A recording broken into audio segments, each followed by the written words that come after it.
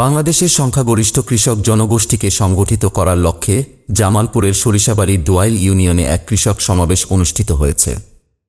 রবিবার বিকালে চাপারকোনা Maheshchandra school and college মাঠে বাংলাদেশ জাতীয়তাবাদী কৃষক দলের আয়োজনে এই সমাবেশ অনুষ্ঠিত হয়।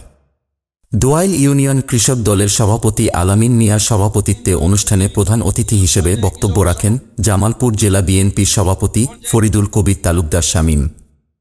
অনুষ্ঠানে সঞ্চালনা করেন উপজেলা কৃষক দলের সদস্য সচিব আলামিন শেখ। বক্তব্য রাখেন জেলা কৃষক দলের আহ্বায়ক মাজেদুর ইসলাম, উপজেলা কৃষক দলের আহ্বায়ক আব্দুল মজিদ, দোয়াইল ইউনিয়ন বিএনপির সভাপতি দুলাল মিয়া এবং সাধারণ সম্পাদক মোর্শেদ আলম সহ অন্যান্য নেতৃবৃন্দ। অনুষ্ঠানে কৃষকদের নানা সমস্যা নিয়ে আলোচনা করা হয়। যেটা হলো যে পল্টন 1 কেজি ইলিশ পাওয়া যায় না, এই জিনিসগুলো। আর এই দুর্নীতিগ্রস্ত দেশটাকে যদি আপনি সামনের দিকে আগায় নিতে চান, তাহলে সবাইকে ঐক্যবদ্ধভাবে যার যার অবস্থান থেকে কাজ করতে হবে। আপনি কৃষক, আপনি উৎপাদন যদি বাড়ান, দেশের লাভ হবে, আপনার চাহিদা পূরণ হবে। তবে স্ব জায়গা থেকে আমাদের কাজকর্ম আমাদের করতে হবে।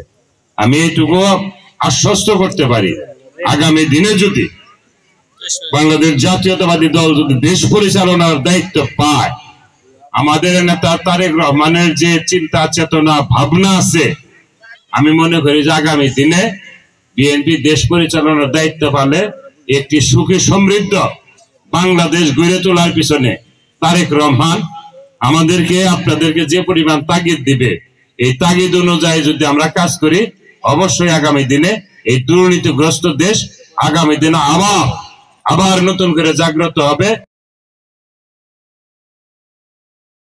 বাংলাদেশ জাতীয়তাবাদী কৃষক দল হাঁটি হাঁটি পা পা করে অগ্রসর হচ্ছে এবং আজকে আপনারা সুন্দর সার্বিকভাবে আমাদের এই সুশৃঙ্খল ভাবে একটি কৃষক সমাবেশ আপনারা একত্রিত হয়েছেন। আমরা বাংলাদেশ জাতীয়তাবাদী কৃষক দল সরিষাবাড়ি উপজেলার পক্ষ থেকে আপনাদের আন্তরিক অভিনন্দন এবং ধন্যবাদ জানাচ্ছি। পরে উপস্থিত সবার মাঝে বনজ গাছের চারা বিতরণ করা হয়।